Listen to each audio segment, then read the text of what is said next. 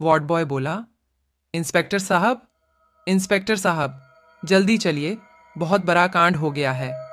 Inspector बोला, अरे पहले शांत हो जा, ऐसे चिल्ला रहा है जैसे कोई भूत देख लिया हो।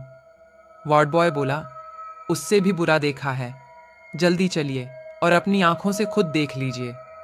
वार्ड बॉय इंस्पेक्टर को मुर्दा घर में ले जाता है, जहां पर कई बदबूदार लाशें रखी गई थीं। इंस्पेक्टर बोला, अरे तू क्या मुझे सड़ी हुई लाश की बदबू सूंघाने लाया है, इसलिए तेरे पसीने छूट रहे थे? वार्ड बॉय बोला, इंस्पेक्टर साहब, आप गुस्सा करने से पहले जरा इन लाशों को देख लो। इतना कहकर वार्ड बॉय कोल्ड स्टोरेज से एक एक करके लाशों को निकालकर इंस्पेक्टर को दिखाने लगता है। इंस्पेक्टर, इन सभी लाशों की तो एक आंख नहीं है, इसका तो दिल ही गायब है। अरे इसका तो किसी ने दिमाग तक निकाल लिया। वार्ड बॉय कोल्ड स्टोरेज से लाशों को निकालता जा रहा था, जिसे देख इंस्पेक्टर के पैरों तले जमीन खिसक गई। इंस्पेक्टर बोला, मरने के बाद किसी की लाश के साथ ऐसी हैवानियत कौन कर सकता है? अरे ये मुर्दा घर नहीं बल्कि हैवानियत घर होना चाहिए। और कब से चल रहा है ये? तुमने पहले किसी को इसके बारे में कुछ बताया? वार्ड बॉय बोला, जिसको भी बताता वो लोग मेरा ही मजाक उड़ाने लगते हैं। पर इंस्पेक्टर साहब, इन सब के अलावा एक बात और है। जिन जिन लाशों के अंग गायब किए गए हैं वो लाश रात 12 बजे निकल जाती हैं और 4 बजे वापस आती हैं। इंस्पेक्टर बोला, ये क्या नई बकवास शुरू कर दी तुमने? अब भला लाश कैसे चल सकती है? तुमने शायद कोई बुरा सपना देखा होगा। वार्ड बॉय बोला, तो अब आप भी मेरा मजाक उड़ाने लगे। लेकिन इंस्पेक्टर साहब, ये सब सच है, और अगर आपको यकीन नहीं आता तो आज रात आप खुद इस जगह पर रुक कर देख लीजिएगा। इंस्पेक्टर और वार्ड बॉय मुर्दा घर के अंदर 12 बजने का इंतजार कर रहे हैं कि तभी 1 घंटे की आवाज से सारा माहौल सुनसान हो गया। घड़ी में 12 बज चुके थे, जिसे देख वार्ड बॉय और इंस्पेक्टर की धड़कन थम सी गई थी। दोनों की नज़र कोल्ड स्टोरेज पर थी कि तभी अचानक से एक एक करके कोल्ड स्टोरेज के बॉक्स खुलने लगे। वार्ड बॉय बोला, देखा ना सर, मैंने कहा था ना, ये लाशें 12 बजे एक लाइन में कहीं जाती हैं। इंस्पेक्टर बोला, पर ये सब जाती कहाँ हैं? चल पता लगाते हैं। दोनों लाशों का पीछा करने लगते हैं। इंस्पेक्टर बोला, ये लाशें यहाँ इस तालाब में नहाने आती है, पर किस लिए? और ये सब कौन करवाता है?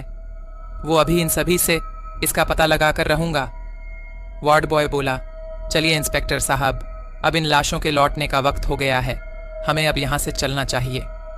अगले दिन इंस्पेक्टर एक हवलदार को अपने पास बुलाता है और उससे कहता है, इंस्पेक्टर पांडे, पिछले 1 महीने से चंदनपुर मुर्दा घर में जितनी भी लाशों को जमा किया है, मुझे उन सब की लिस्ट चाहिए, जल्दी लेकर आओ। पांडे चंदनपुर मुर्दा घर की सारी फाइलें ले आता है। पांडे बोला, यह लीजिए सर, उन सारे लोगों की फाइल जिनको चंदनपुर मुर्दा घर में रखा गया है। इंस्पेक्टर फाइलों को देखता है और तुरंत पांडे के साथ वार्ड बॉय के पास जाता है।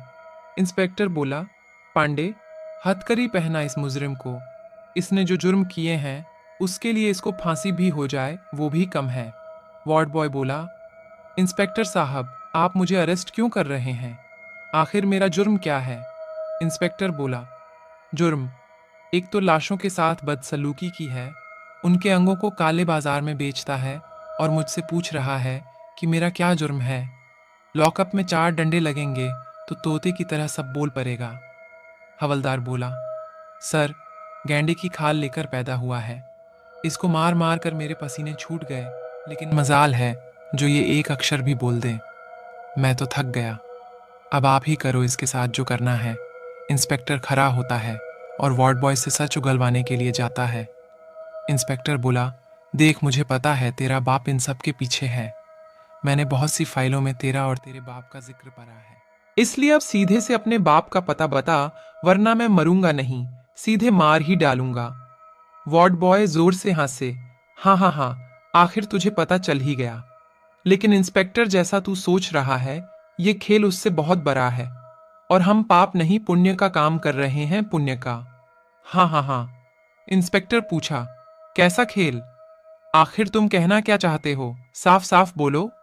वार्ड बॉय बोला, आज रात तुम उस काले तालाब के पास चले जाना, तुम्हें तुम्हारे सब सवालों के जवाब मिल जाएंगे। इतना कहते ही वार्ड बॉय इंस्पेक्टर को कर्क स्माइल देता है और खुद ही रिवॉल्वर का ट्रिगर दबाकर अपना सर उड़ा लेता है। वार्ड बॉय को खुदकुशी करता देख इंस्पेक्टर डर जाता है। हवलदार बोला, सर, रात के 1 बजे हम झाड़ियों के पीछे किस गैंगस्टर का इंतजार कर रहे हैं? इंस्पेक्टर, पांडे, हम किसी गैंगस्टर का नहीं बल्कि हैवान का इंतजार कर रहे हैं जो यहाँ कभी भी आ सकता है। इंस्पेक्टर बोल ही रहा था कि तभी एक लाइन वाइज लाशें तालाब की ओर आती दिखीं, जिसमें सबसे आगे वार्ड बॉय की लाश चल रही थी। हवलदार ने जब लाशों को एक लाइन से चलते देखा, डर के मारे उसके पसीने छूटने लगे।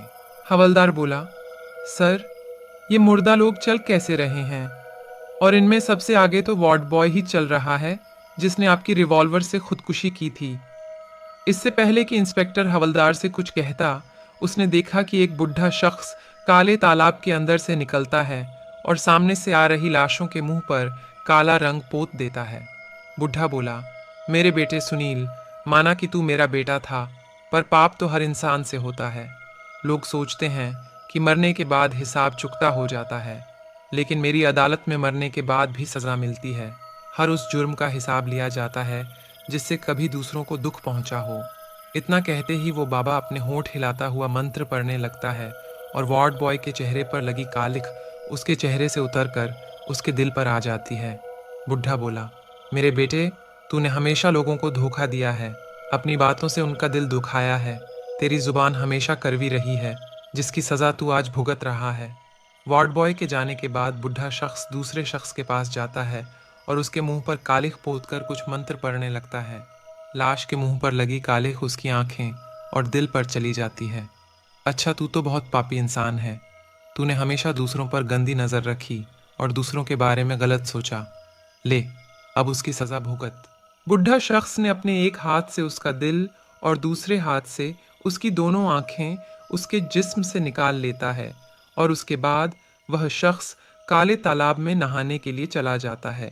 इतनी में इंस्पेक्टर और हवलदार झाड़ियाँ के पीछे से निकलकर सामने आ जाते हैं। इंस्पेक्टर बोला, बंद करो अपना घिनौना इंसाफ। अरे, तू होता कौन है इसके कर्मों का फैसला करने वाला? बुढ़ा बोला, इंस्पेक्टर विजय, तुम, लगता है तुमने मुझे पहचाना नहीं। मैं वही हूँ जिसको तुमने पकड़ा था और 20 सालों की सज़ा दिलवाई थी, सिर्फ इस जुर्म में कि मैंने एक खूनी का खून किया था। अफसोस, तुम सज़ा काटकर भी नहीं सुधरे। लेकिन इतना जान लो कि कानून की नज़र में हर वो इंसान गुनहगार है जो कानून को अपने हाथ में लेगा। समझा? और लगता है तुझे फिर सज़ा मैं ही दिलवाऊंगा। बुढ़ा बोला, अरे, सज़ा तो तब दिलवाएगा ना जब तू जिंदा बचेगा। बुढ़ा बोला, जाओ, इंस्पेक्टर को मार डालो। बुढ़ा के इशारा करते ही वार्ड बॉय के साथ आई और भी लाशें किसी भूखे भेड़िए की तरह इंस्पेक्टर को मारने चलती हैं। इंस्पेक्टर भी लाशों को अपनी तरफ आता देख सतर्क हो गया। उसने तुरंत ही अपनी रिवॉल्वर निकाल ली और उन सभी के सर पर एक गोली मार दी, लेकिन उन लाशों को कुछ नहीं हुआ। वो इंस्पेक्टर की तरफ बढ़ते जा रहे थे। उन सब ने इंस्पेक्टर को दबोच लिया। इंस्पेक्टर भी जान के डर से छटपटाने लगा। पांडे इंस्पेक्टर की मदद के लिए द्वारा ही था कि वार्ड बॉय पांडे की तरफ आया और उसकी गर्दन को काट कर उसे मार डाला।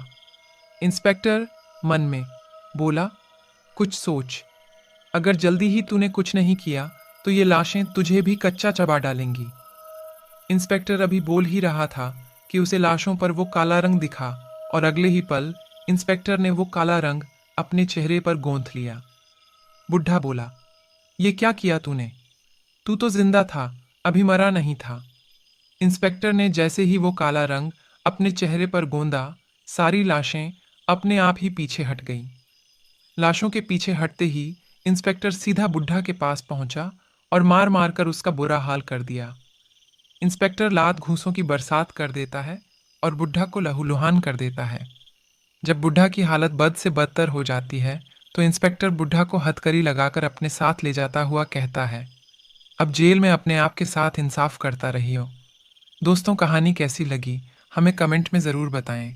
ऐसी और भी डरावनी कहानियाँ सुनने के लिए हमारे चैनल को सब्सक्राइब कर लीजिए। धन्यवाद।